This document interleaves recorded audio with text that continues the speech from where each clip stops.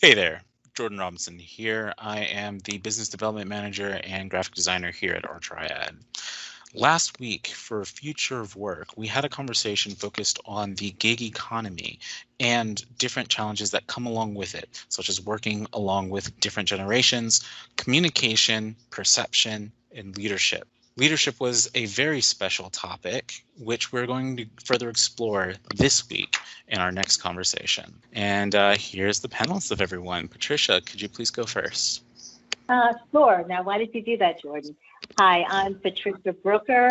My day job, I'm the Chief Operations Officer for a mid-sized behavioral health agency in Philadelphia. And I've been in that role for about 14 years or so. My love and expertise, particular expertise, is in talent management. So I'm serving as the talent management director and one of the principals for RTriad. Thank you so much. Dexter, you're up. Hi, my name is Dexter Robinson. I serve as the Vice President of Marketing for RTriad and work at Cisco Systems as a sales specialist. Prior to Cisco, my background was in higher education, and I did a lot of coaching and mentoring. All right. Mr. Brian Hodges. Hello, my name is Brian Hodges.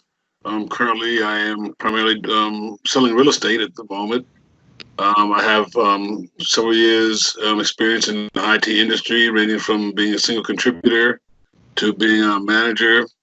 And I spent most of my career for doing mentorship and creative development in various forms and fashion. Thank you. Mr. Clyde Brown, you're up next. Hi, how's everybody doing tonight? My name is Clyde Brown, VP of Project Management. A little bit about my background. I've spent some time working with Microsoft products from the infrastructure side to actually application development. My role from a mentor perspective has been more in management, managing teams and mentoring them through career development. Thank you and glad to be here. All right, now, man of the hour, Mr. Kevin Robinson. I'm going to defer for a second because we have an invited guest tonight, Miss Ursula Littlejohn. I'm going to let Ursula introduce herself first. Thank you, Ursula. All right. Welcome. Sure. Welcome. Thank you. Thank you for the invite. Hello, everyone. My name is Ursula Littlejohn. In my professional career, I serve as the Assistant Director of Program Engagement with a Master of Accounting program at UNC Chapel Hill. And I worked at UNC Chapel Hill almost 13 years. Prior to that, working for the MBA program, and prior to that, working at the Stone Center. So I've done a number of different things in the higher ed space. And in terms of my role now, I am in charge of student development, creating a holistic experience for students, that type of thing. I've also spent 6 years working part-time at the Emily Krzyzewski Center in Durham, North Carolina, mentoring highly achieving high school students, and have had the fortunate, great pleasure to send 5 students to college. 2 of them on a full ride. I'm very, very, very proud about that. Nice. Prior to all of that, I had a career in IT for just a minute doing inside sales for Oracle. I worked for the Center for Creative Leadership. So I've had a vast array of experiences, but really enjoy mentoring and developing people and helping students reach their highest potential. So glad to be here. All right. We're really glad to have you. Thanks so much for joining. And I'm Kevin Robinson. I'm the founder and president of RTriad. Had a long career in IT. I'm passionate about helping people develop their careers. I think it's a very fruitful career. So we say we're building a cloud army here, really focused on cloud computing the last 8 years of my career. And so right now, that's the area we're looking at most deeply, cybersecurity being at the pinnacle of that, where people are out of work. So we just started a registered apprenticeship program, and that's how I spend my days, trying to really make sure we close this gap. It's not a skills gap, it's a learning gap.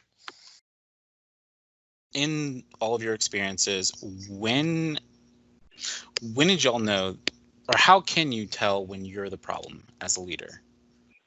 You know, things aren't going well, or you're having problems with A, B, and C, and then you're trying to figure out why are we having all these difficulties, and you realize it's you. What were those moments like? What were your stories in that? Well, I could jump right in there then. Please. And Kevin, I saw that you were going to go next. So sorry, real quick, I would just say realistically, I think buy-in is key, right? Like if you don't have any buy-in, That's usually you kind of got to look in the mirror a little bit and see what that looks like. Now, granted, when you're coming into a new role, you've got to build that buy-in, right? So you're not going to get immediate buy-in typically if you're coming into a new position or a new role. But kind of once you get rolling and understand your role and the position and people know how you're leading and things like that, if you're still not getting buy-in time after time, something's up. And probably part of the problem is you, in my opinion. Yeah, I agree. I think the first thing I think about when I think about me being the problem is have I heard from everybody? And if there's nobody talking to me and nobody's providing me feedback, then all of a sudden, and I have a pretty strong personality, so and that happens to me. So I've had to do the self check on, all right, am I leaving enough space for people to talk? How am I gonna, open up a little bit or loosen it up a little bit where people, maybe it needs to be a little more playful, right? Maybe it needs to be a little more fluid. Maybe it needs to be less formal, right? And so many times that's not the way I come off. I don't come off as playful in the workplace. So, it's really hard for people to make that shift if they think it's too formal. So I've had to do that self-checking on myself quite a bit. So, to make it a little looser, make sure I'm getting feedback from people, make sure people feel that they can talk to me and not get their head bitten off, right? I don't bite.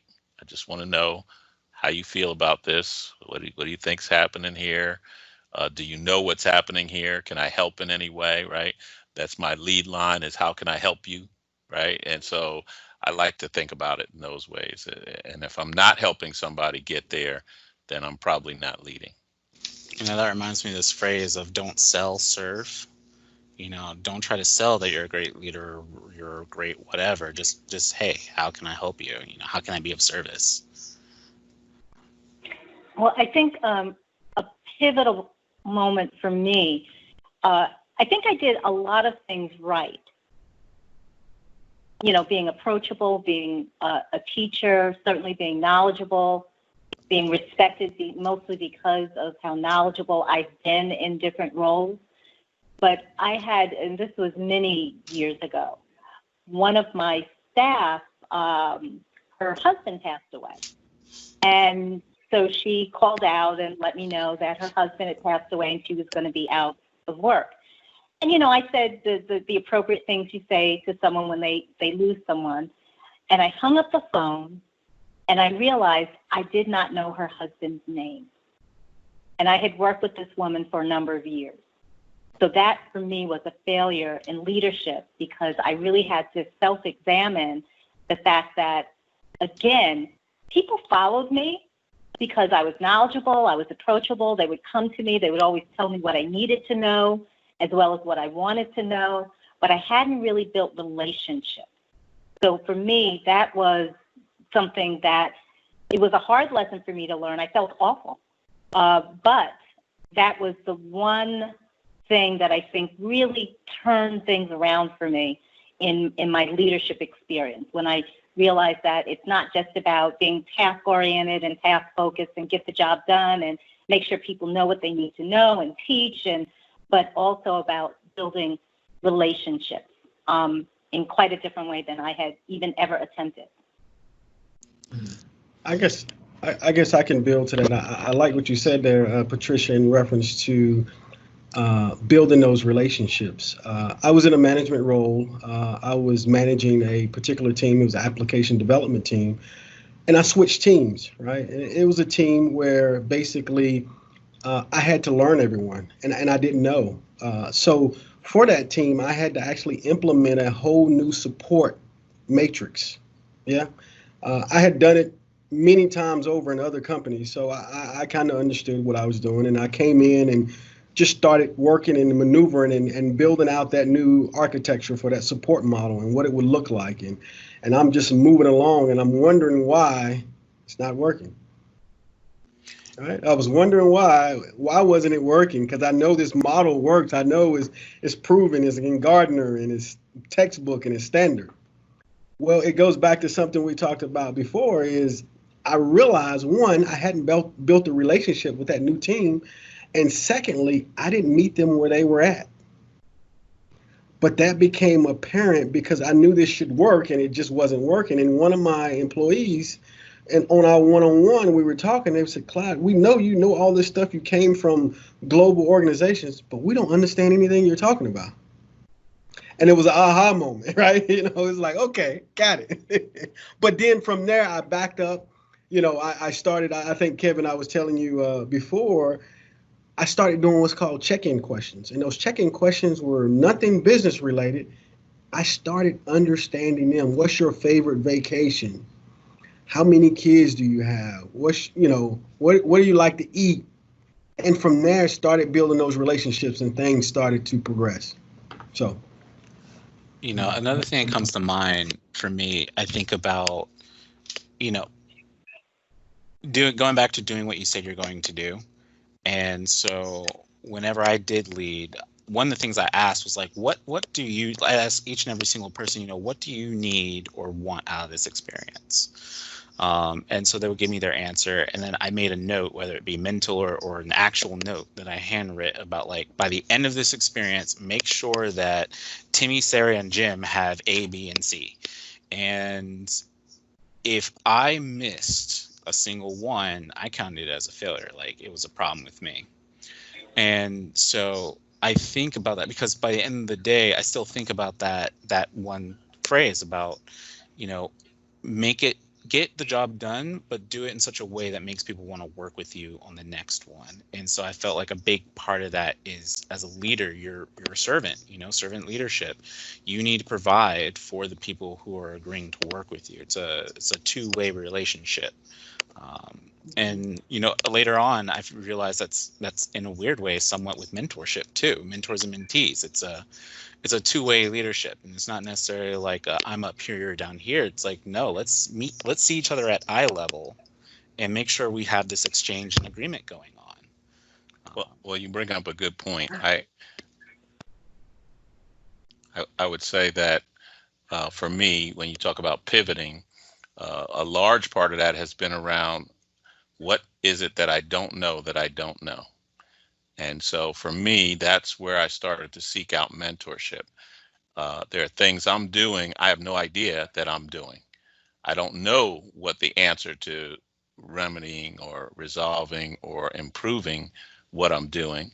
And I maybe need another set of eyes, somebody that's done this a lot longer than me, or done this in a different environment that can help me see my blind spots. So as a leader, not only do I need advisors, but I need mentors. I need people. Me and Clyde had lunch with a gentleman the other day, and he talked about, what are people saying about you when you're not there, in rooms where you're not at. And so, sponsors come to mind. You need coaches, people that hold you accountable. A lot of times I have great intentions, but if I'm not moving the ball down the field, so to speak, somebody to come in and say, Kevin, this is what you said you were going to do. When is that going to happen? What have you done towards that? What are the steps you're taking towards that? Who have you identified that's going to help you with that? How are you going to get there, right? And so I think about mentoring and coaching and why I've made it a central part of what we're doing here as critical to becoming a leader and understanding where the things I can't see. I'm not gifted in that way that I'm omnipotent. I'm omniscient. I'm sorry. Yeah. What I would say, just to add into this, what I had to learn, one of the most pivotal lessons for me as a leader is to let go of some of my pride. And by that, I mean, when I stepped into my role, this job, that when I came into this particular job specifically, I was swimming in work. I was overwhelmed. I was doing the job of 5 people. But I kept thinking, if I worked longer, if I didn't raise my hand, if I just reinvented the wheel every day, if I just kept trying, even if I just kept plugging at it day and night, leave work, go back home, work more, I would get it. I could get it together. Then I started to take it as a defeatist kind of a thing. I can't get it together, so it must not be X, Y, or Z to do this work. But it was part of that was my pride. I'm used to working and getting things done, no matter what. If it's rain, sleet, snow, hurricane, it's gonna happen. And that was a situation where it couldn't happen. And I didn't want to accept that. I needed to raise my hand and say, hey, we need to rethink this work model. We need to rethink what this job looks like. I'm only one person. Like, having that conversation, it was hard for me to let myself be transparent. Even though I teach people that stuff and I tell people to go do this, for me to do it myself was a hard thing. For me to let go of my pride and my ownership and my work ethic, like raising my hand, for lack of a better, just to make it very simplistic, and saying, I need some help. You need to rethink this. Because I was just figuring I would just keep plugging. I would work day and night. I'd get up in the morning. I was going to figure it out, and I couldn't figure it out. So for me, letting go of some of my pride and carrying that ability to let go of my ownership to some extent, that pride piece has been important for me. It has really been transformative for me to evolve as a leader and to be able to lead not just in my profession, but in civic organizations and mentoring people. Like, that has changed my life, just to take some of the onus off of me and allow other people to take back what's theirs, and also allow me to make better choices. Will that still tie into like fear? Because what I hear out of that too is like the fear of losing control of something, even if it makes perfect sense for you to give up control over it. I don't know if that's still tied to pride or if it's tied to anything else. What do you think?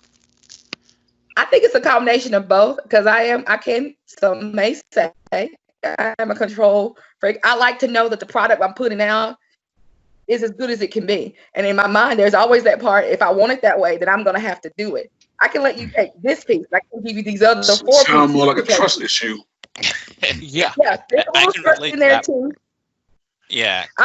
It's all of that. But to even acknowledge that was the problem, to even have that, like, I have trust issues, letting people do stuff, like, those are all self-affirming. They were such transformative conversations that I had internally. I had with my dad. I had with other people. Like, I'm going through X, Y, or Z, and he was kind of pointing these things out to me. He's not in this workspace. He's just my dad. He's like, this is why you're having that. And it was a big mirror in my face. Like, yeah, you're right. So what am I going to do about it? And how do I not let that stifle me? How do I not let that keep me from being my best self in whatever environment I'm in?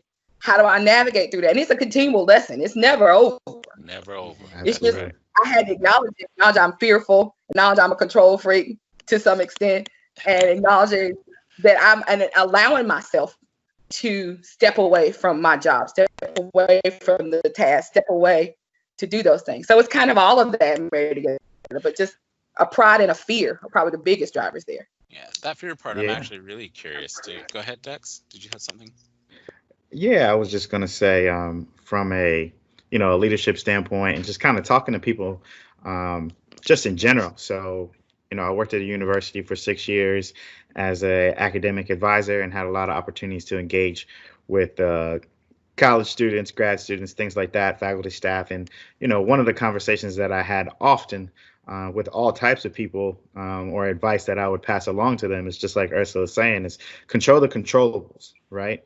And a lot of times I think most people get ahead of themselves, right? You're already starting to figure out what's the consequence of certain situations without even getting to that actual situation.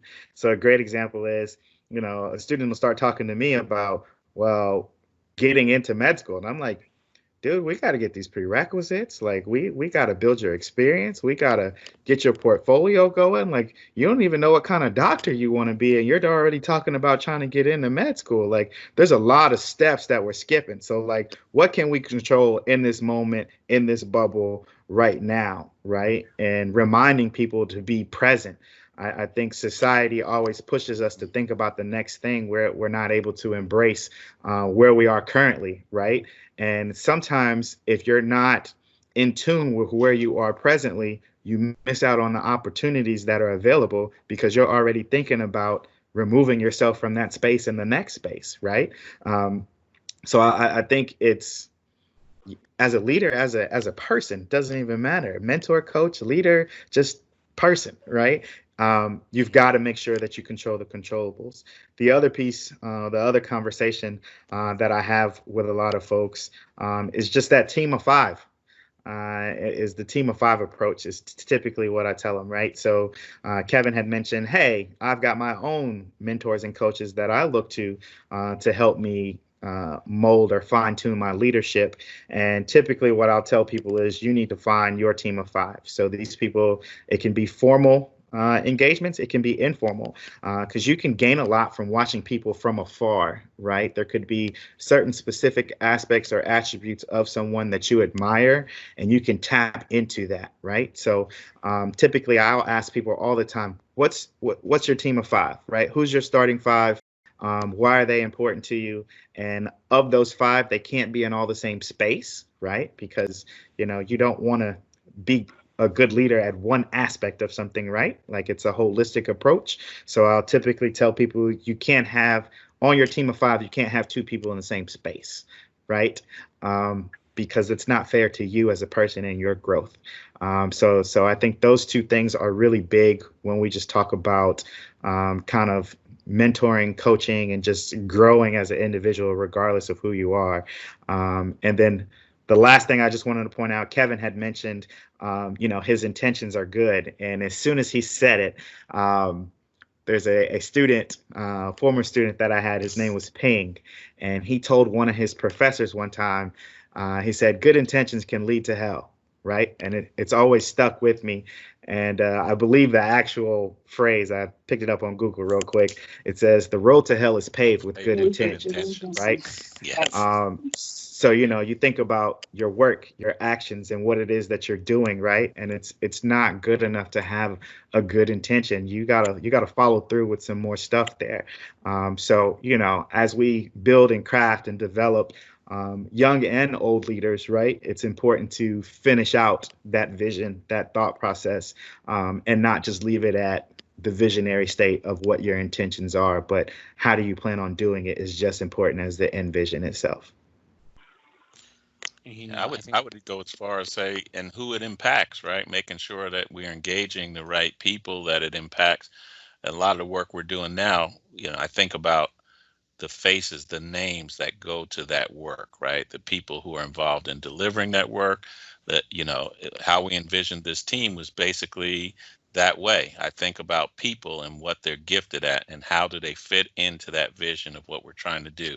Who are the people that need what we have, right? So that vision goes all the way down the line into connecting to who are they?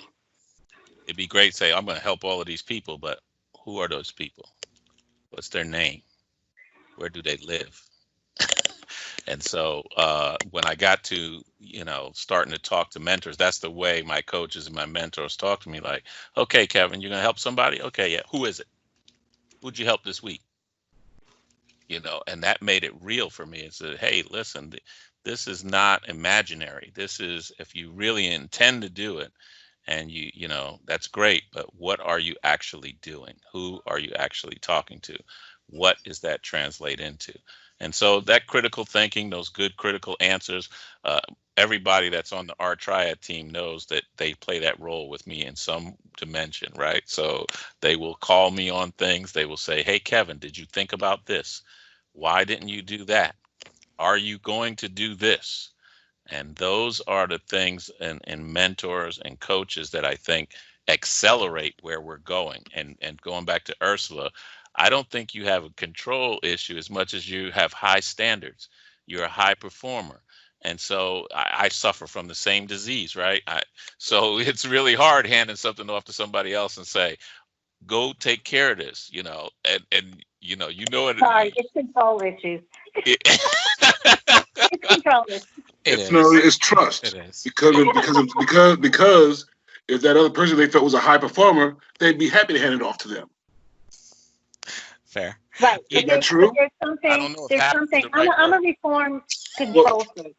You have to be reformed because I had that same challenge in my life, and it is trust. It is a matter of trust because you don't trust, folks to do things in the way that you would do them. But the thing that you have to teach yourself is that really so important? And Nah. it's always Well- asking the question, what's the worst thing that could happen? We want to take this time to bring your attention to our online community that we hold every week. Please join our Know One community as we explore various topics from careers, DevOps, and cybersecurity with professionals and experts that are currently in the field and have made their mark within the field to help you start your career.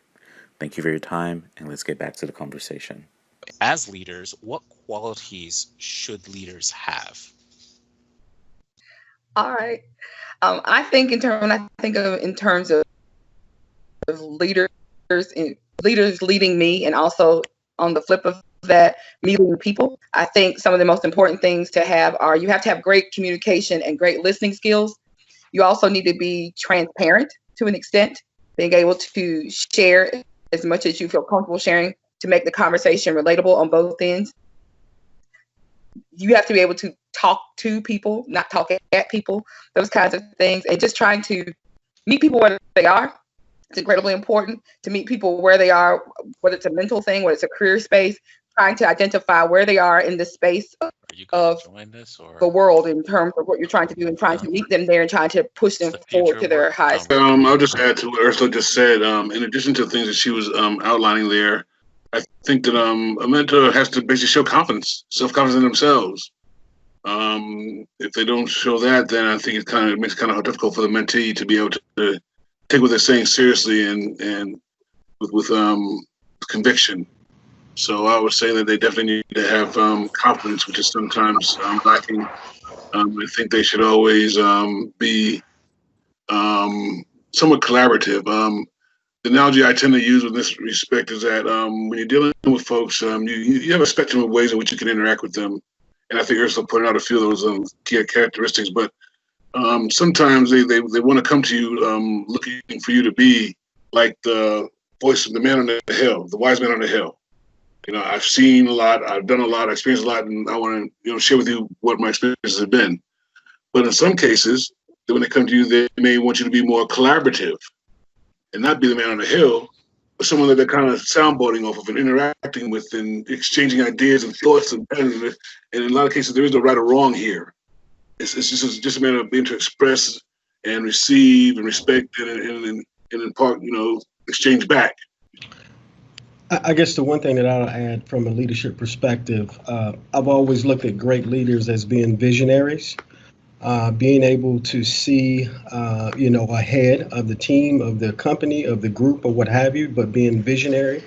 I also truly believe that great leaders are great communicators, because having that vision, they must be able to communicate that vision at all levels of the business, working with their leadership team, management team, being able to articulate from where I sit, what does it look like for me as well. So the success of the company, you have to be able to communicate that at all levels. And I think that to me depicts a great leader. Okay. What I wanted to add, everything Ursula said, but also leaders, one of the characteristics I think is kind of integral to leadership is the ability to inspire. And that can be, unfortunately, for the good or for the bad. So a leader is somebody who inspires others to follow or inspires others to action. As Clive said, a leader, a great leader has a vision, and the ability to communicate that vision inspires others to act on or to work toward achieving the vision. So I think those are characteristics that are really important for leaders to have. Also, to use one of Kevin's favorite words, leaders are authentic, and they have integrity. I think that's an important characteristic, for a leader to have. People are looking for someone to trust in and place their trust in a person. So that person needs to be authentic and to operate with integrity. Usually when I think about leadership, the things that I look for is someone who's an active listener, right? Someone who is going to be there and kind of be your understand you almost as good as you understand yourself and some of your strengths, really be able to tap into kind of who you are. and push you to beyond your potential, right? And I think the only way you can do that is if you're tapped into to who's following you. And I think, as Patricia said when she mentioned inspiration and things like that, I think that's what inspires me the most when I look at good leaders, is that they understand who I am. And then with that vision, they understand my place in their vision to help move forward on a unified front. Just had one last thing that I want to add, and I think Patricia, you and Dexter hit on it, which actually made me want to actually comment once again, which is related to the topic of a leader understanding his group, his people, the company, being able to create other leaders. So knowing that leader, knowing who you are and helping bring out the best of you to create leadership. So I believe a great leader is leader of leaders. What other obstacles have each of y'all gone through in your experiences as leaders? I'm trying to decide, where do I begin?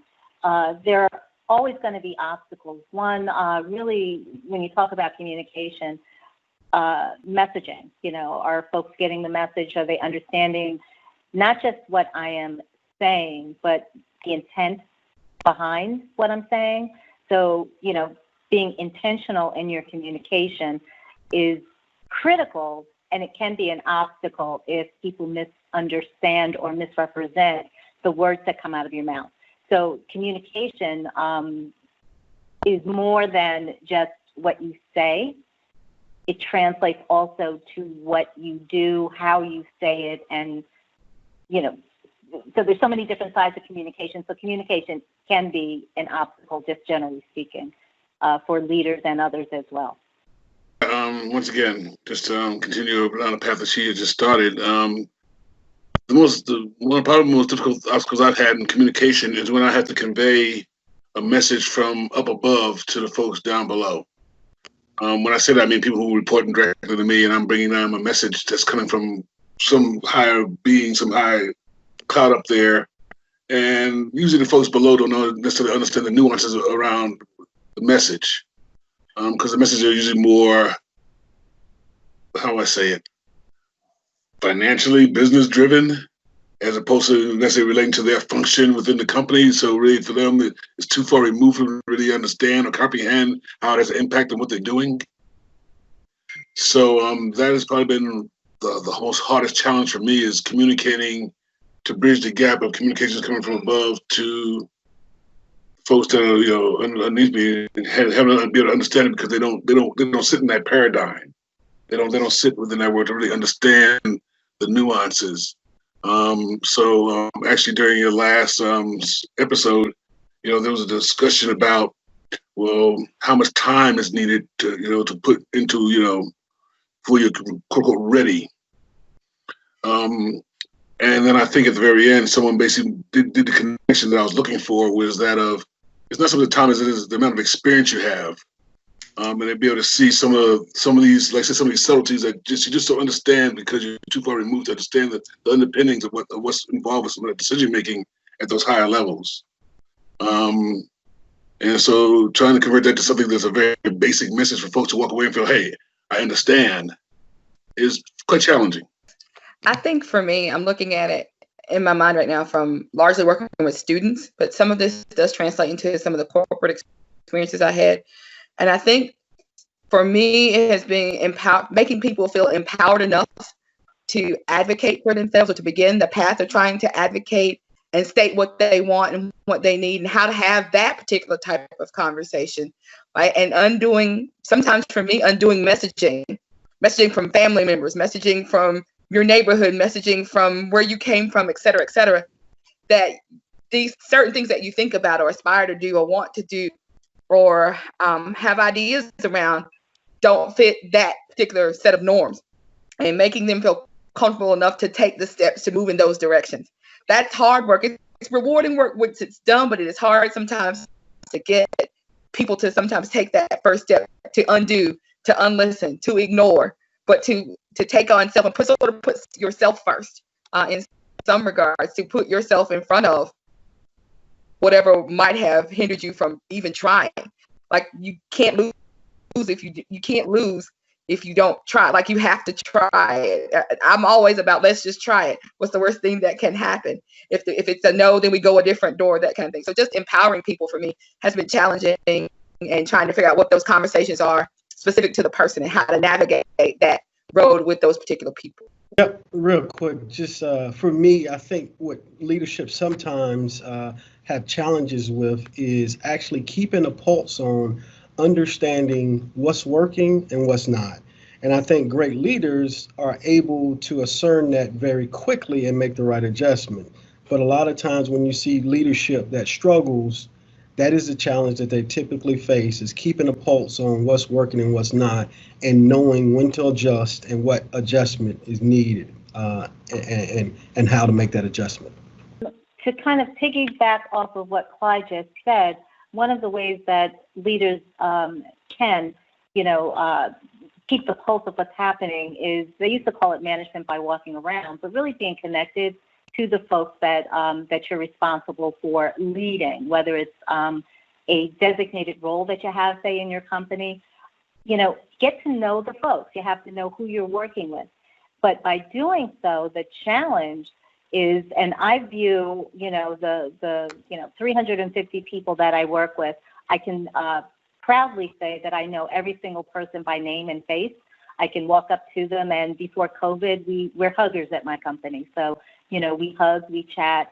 So the most difficult thing is when you have to make decisions that are going to impact not just your coworker, but potentially their families as well. So that's a difficulty that we as leaders face when, over the 30 years of my employment, there have been times when I've had to lay off whole departments of folks.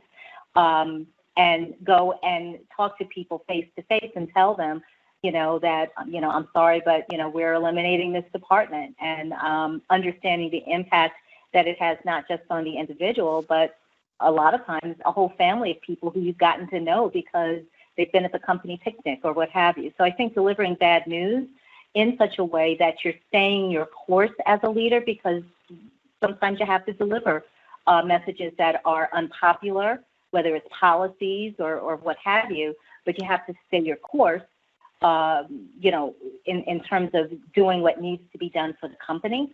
And that can be one of the most challenging things about being in a leadership role, where you're responsible for the lives of other people. And that's always how I view, every single decision that I make as a leader, that it impacts lives.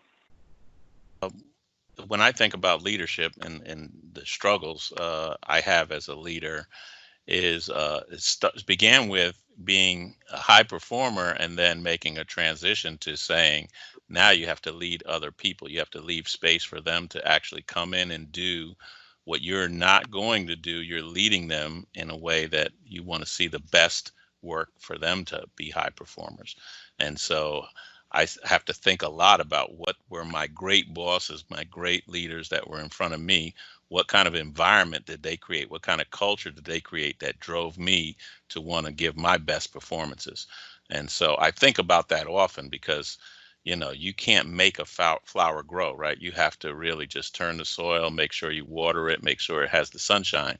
And those are things that you can't put your hands on. And so it's a very subtle, it's more of an art than it is a science. And I think, how do you become an inspiration to people? How do you make sure there's a message for them to aspire to? How do you get people aligned around the mission? So those are the things that I'm working on very diligently now, trying to make sure that I do well at it. And of course, we all make mistakes. And so I'm learning along the way, but I think it's a much more subtle approach to things than I've had to experience as a technologist. Things are pretty black and white, hard lined, and this is much more gray. And so you got to deal with, how do people respond? How do you inspire people? How do you get people where they're feeling like they're a valued asset in what you're doing?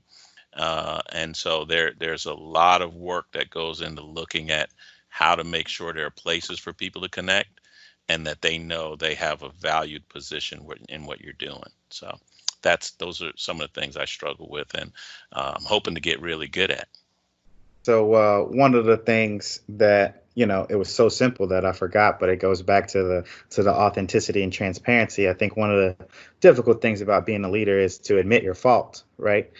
Because people are looking at you and depending on you to always get it right. So I think the best leaders that I've encountered are folks who admit their faults without someone bringing it to attention, right? And I think that that's huge in leadership, right? And especially for me in sports and coaching, right? Like when we're grooming young men and young women, it's not just through sport, right? They're life lessons. And one of the things that we look for in captains and things that we try to teach people who are responsible for leading their peers is, hey, they're going to hold you accountable, but you also got to hold yourself accountable, right? And being able to come to the huddle and say, hey, that last play, that's my bad. Like, that's really important. And it carries on into the working world and everything else you do in life. So I think admitting your faults, acknowledging your faults is very difficult. It's definitely not an easy task, but it is something that you'll see in great leaders. A couple of points I want to make, and this goes back to something that Dexter said earlier about it really is about role modeling. Leaders, I mean, you're always on. I mean, people are always looking at you. They're watching you. They're watching what you do. They're watching what you say. So role modeling is very important. But one of the things I think it's important that we talk about when we talk about leadership, I teach people be leaders from wherever you are. You don't have to have a title to be a leader. So all of these things are relevant in terms of be the person who you intend to be intentional about doing good work, be intentional about being trustworthy, be intentional about helping other people out. And that's how people start to follow you. So you can be a leader from wherever you are. If any one of us looks at different work groups that we've been a part of over the span of our careers, there are people in the group who don't have the title supervisor or manager or director, what have you, who are the leaders in the group. And think about why they're the leaders in the group. It's because they help other members of the group, other team members. They look out for other team members. They advocate for other team members without having the job to be the advocate for other team members. So leadership really is about leading from wherever you are. And eventually, for those who aspire to have the title, they'll get it. They'll get it because it's those qualities that really rise to the top and become noticeable from the powers that be, if you will, who are in a position to put you in an official position of leadership. Does that make sense? Yeah, absolutely. Once again, Patricia ran right into it. So, I think in addition to that, like what she said, what I found is typically, who you are at your core is always going to come through, right? And, I think there's people who are just natural leaders, and you see it in different aspects of their life. And I used to shy away from that. I used to run away from that. I think one of the reasons I chose to go to college where I went to school was because no one was going to know me. There was only 5 people from my class that were going, and it was just like, I could start over. I could start fresh. And I literally just tried to be behind the scenes, and it didn't work. And a good friend of mine, she found out I did a couple of things in high school, and she was like, you can't hide it, right? Like, it's going to come out. And sure enough, by the time my college tenure ended, my undergraduate experience, I would definitely say I took on some leadership roles. And you don't necessarily need the roles because a lot of your peers will see you as leaders. So, I've always wondered why peers look at me for certain things, and how you see yourself may not always be how other people see you. And typically it's not how other people see you. So, part of that, you just kind of got to embrace and understand that, your perspective is not other people's perspective. And you can contribute that to a lot of different aspects of life, right? Look at kind of the times we're in right now. So, I think one of the things that leadership has changed over time, I think when I was younger, I looked for somebody who was able to stand on their own too, was decisive in kind of their decision and confident in their decision. And I think those things are key.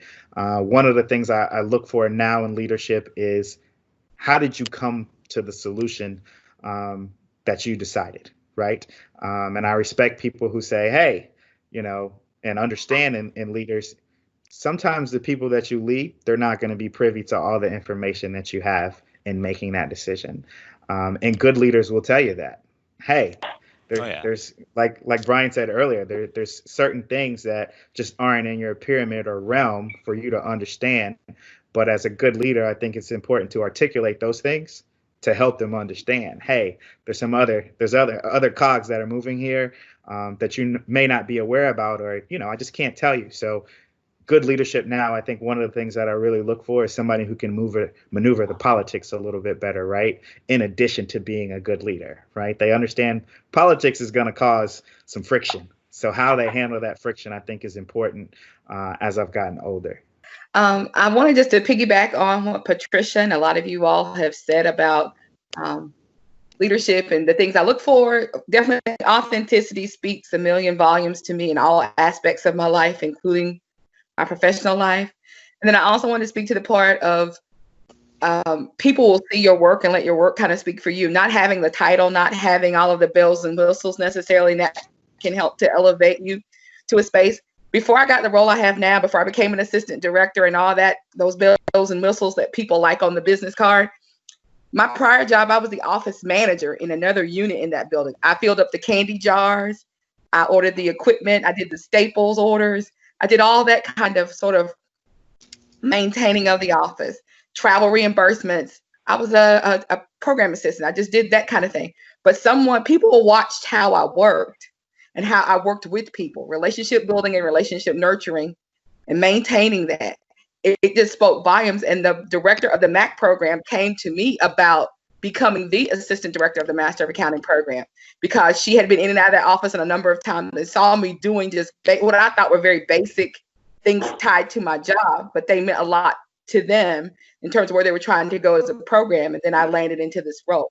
So you just have to kind of, I wasn't necessarily tied up in the title. It looked good on my business card. It looked good for me to tell people these things, but I wanted it to be, I want people to understand that you don't have to have that to be in power. Like your power is you a lot of the time. Your power is your work, your power, and you are a brand. You as an individual are a brand. Keenan Flagler Business School is a brand. University of North Carolina is a brand. Ursula Littlejohn is also her own favorite brand. So also taking care of that. So I just wanted to share that little tidbit. And I think you all are definitely speaking my language for sure. Please be sure to visit our website, rtriad.com/no1, to join in on our weekly calls and conversations regarding technical careers, DevOps, and cybersecurity. We would love to have you join in, and we would love to have you participate with the experts and professionals that we bring in the discussion every week. See you there. Well, And then you decide, how you let things go. But it's also, Kevin said it earlier, how do you give people the space to learn and grow themselves if you don't give them the opportunity to handle something and mess it up? And then you coach them through what it needs to be, Well, And it feels like a mixture of feelings as well.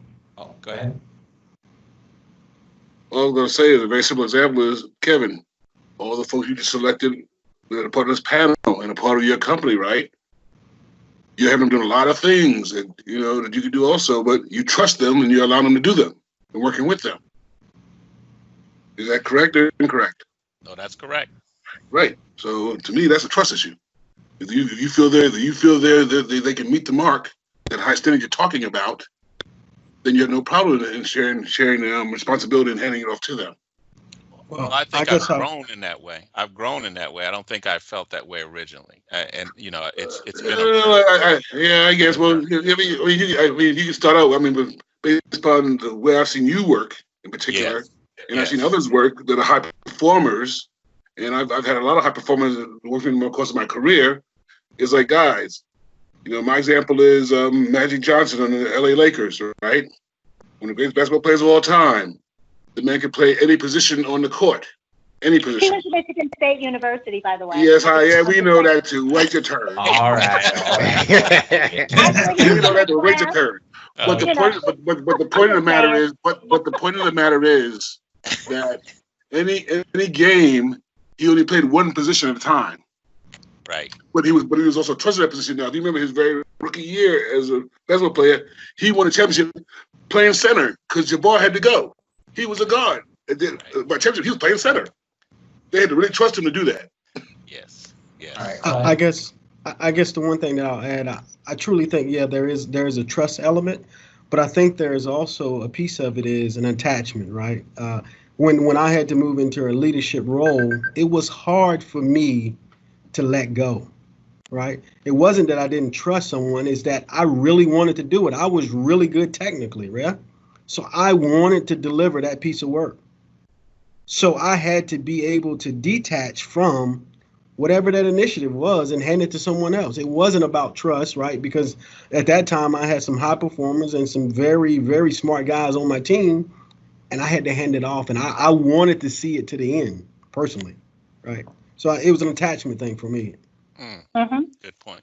And I feel like it's a mixture of things, and I still tie back into that fear because, like, I know at least for me, from my own personal experiences, a part of it's also like, and it ties into what Dexter mentioned too about like skipping steps.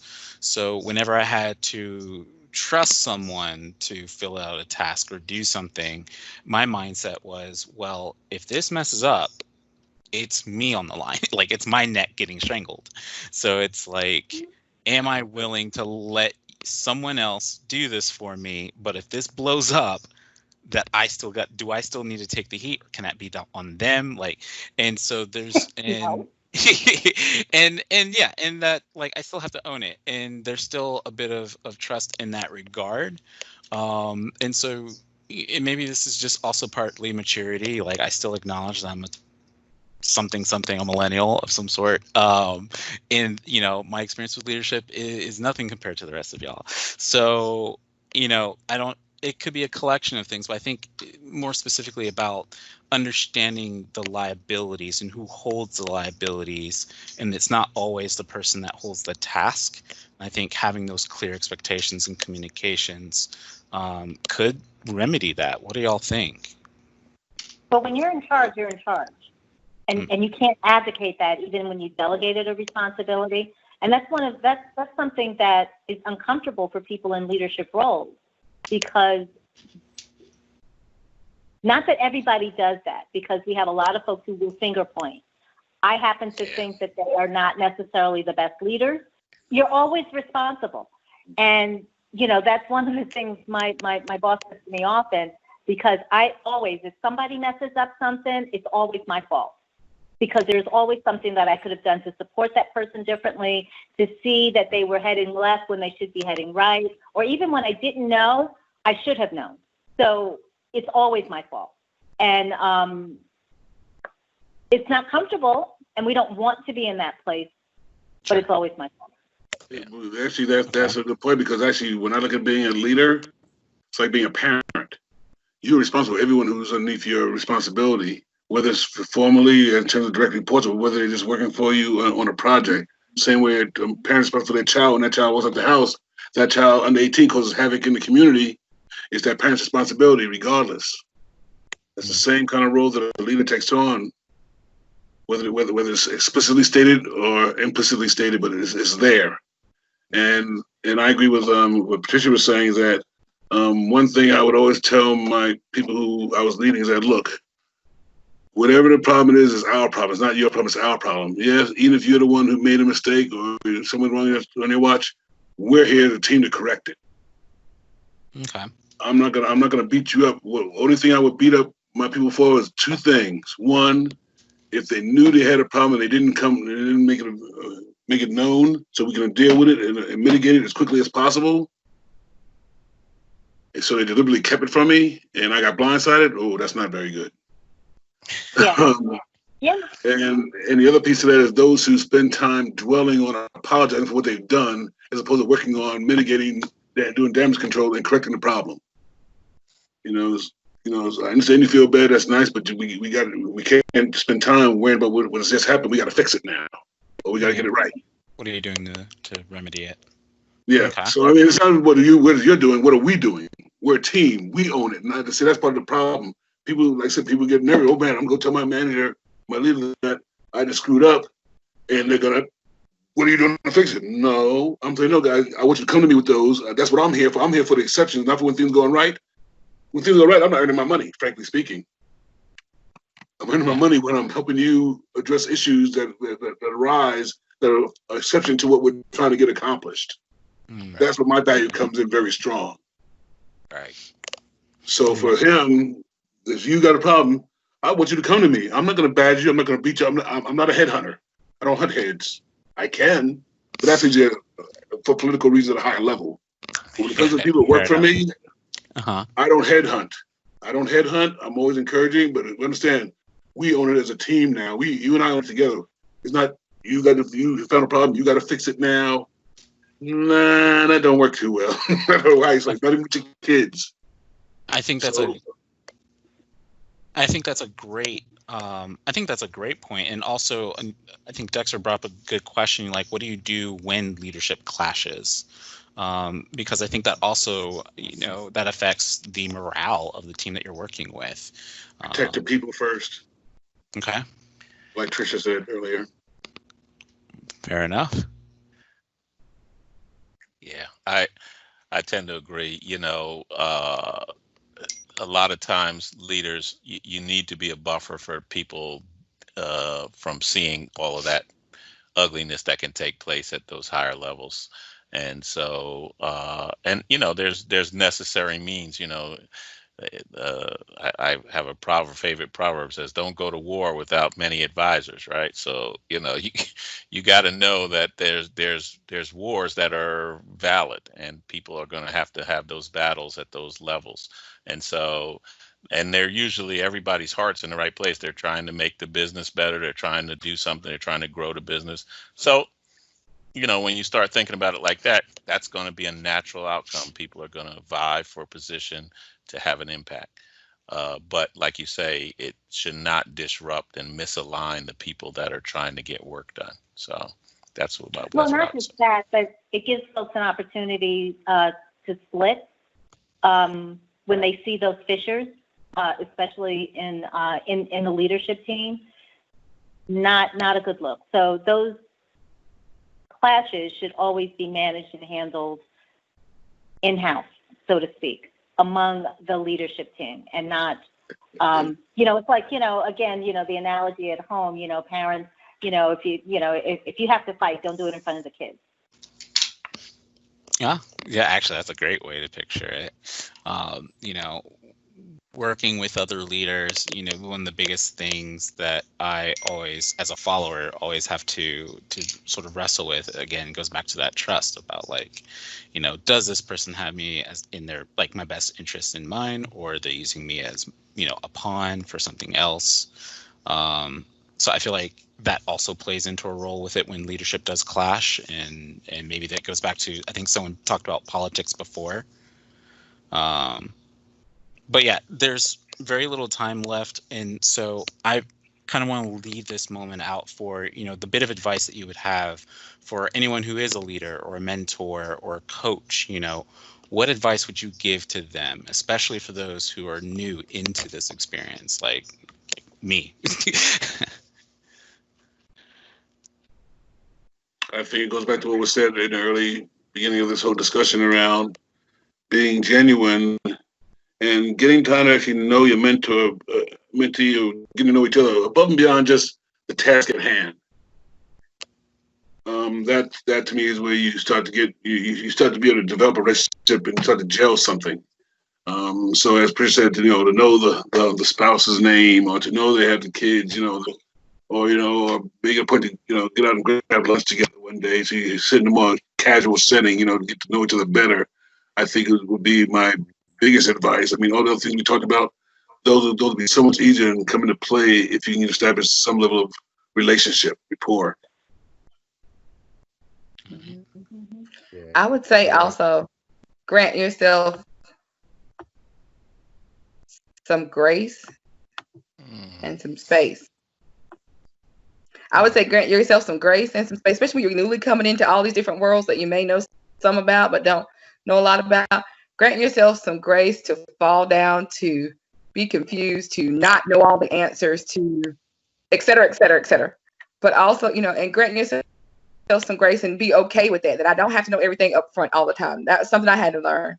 And also allow yourself some space to grow as an individual, grow as a professional, grow your network for sure.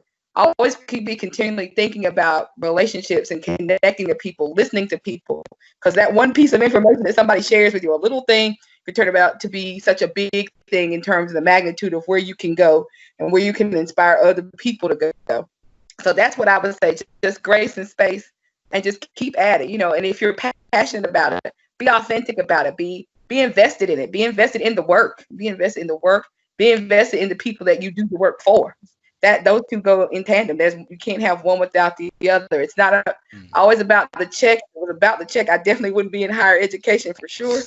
It's about empowering people. And for me, especially people who look like me or who are me, who are first generation college students, who are minorities, who are women, who may present to people in a different way, something they're not accustomed to, something they may not be familiar with.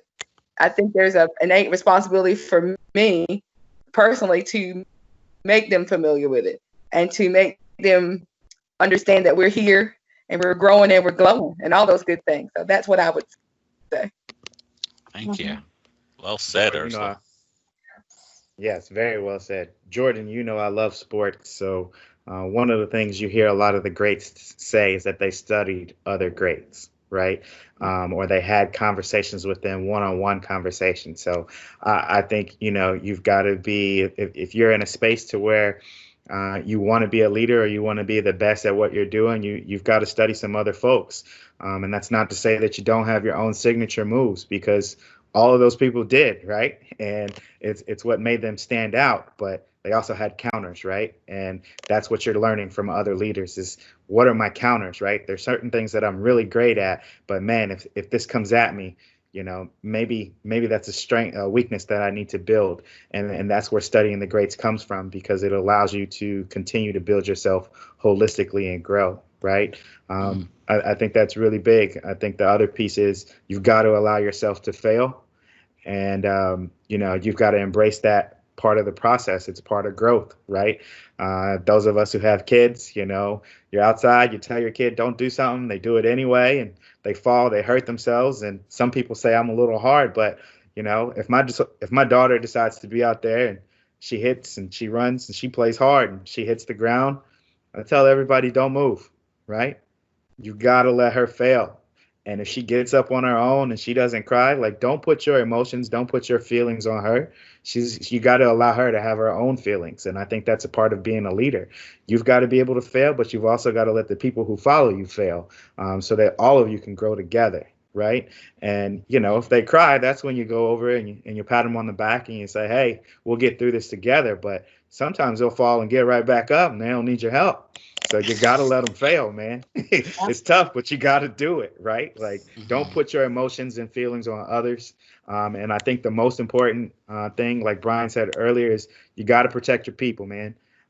So there's going to be a lot of opportunities to where, you're going to be in spaces and places that the people who follow you are not. And people are going to be sharks and they're going to come after your fish. Sometimes you're going to have to take one on the chin. And like Patricia said, a lot of those things, because you're at the top, is your fault. And you just got to be okay with that, So great example is, the Bitly link from the marketing piece that we did last week, right? Jordan, I got to just take that on the chin, right? Everybody's like, hey, man. All right, cool. We had some other things come up. All right, cool. Right. So, I've got to protect my team from things that happen all the time and conversations I have with Kevin. And sometimes y'all just aren't privy to stuff that comes up. Right. But just know we're taking them on the chin at the top. Right. That's right. That's right. I guess the one thing that I'll add in is, I think is being a good listener. Right. The more the cliche, listen more than you speak, right? You'll learn a lot, right? I think you'll start to understand the climate, and it'll help you respond in the right way. Because if you're talking, you can't be listening, so it's hard for you to understand exactly what's going on. So I truly think that ability to listen gives you wisdom, gives you knowledge, and it helps you start to navigate. I also think that by listening, I spoke earlier, also being able to create those relationships. Relationships are built over time, right? And you have to be able to relate. So when I talked about having those check-in questions that I would have with my team on a regular basis, all I was doing was trying to understand where are they coming from, what do they like, what's their family dynamics, what is their favorite vacation spot, what's important to them. Once you start to understand that, you understand how to motivate, encourage, and inspire. Right. And just one last thing, because I agree with what everyone said. But as a mentor, you want to really help people understand that a lot of the time they have their own answers. They don't need you to give them answers. What you can do is help guide them to what they already know, but don't know that they know. So that goes back to, understanding what you know, but also what you don't know. A lot of times folks who come to you for advice and support really just need you to listen well and guide them to the answers they already have. All right. And I think that's a great note to end on. Thank you. Thank you so much, everyone, for your time. One of the biggest things that I took away from this entire engagement, it reminds me of a conversation I had with one of my mentors in undergrad. And there was and with his mentor, actually, and there was this phrase talking about standing on the shoulders of giants so that you can see even further past and be a shoulder for someone else to stand on. And I feel like that is the biggest thing that we're all getting around to in this conversation. So on that note, it's an honor and a privilege to have this moment with each giant on the screen today. And it really, truly is a pleasure. Thank you all. Hope you have a great night. There you have it, ladies and gentlemen. It is a wonder to have had that moment with so many impactful people in their industries. I hope that you would be a part of this conversation, and the best way to join is by partaking in our No One community. No One is a network of professionals, enthusiasts, and experts that are seeking to help bridge that gap to training new experts in each individual field in technology and beyond. If you wish to learn more or to be part of this community, you can go to our website at rtriad.com/no one to learn more, engage more, and just join into our ninja calls as well. Thank you again for your time. We hope to see you soon. Thanks for tuning in. If you want to learn more or get involved into the conversation, please visit our website at rtriad.com/no one to join our community and network with not only other professionals within your careers, but also the experts who can then uplift you to achieving the goals you wish to obtain. Thank you for your time, and we hope to see you soon.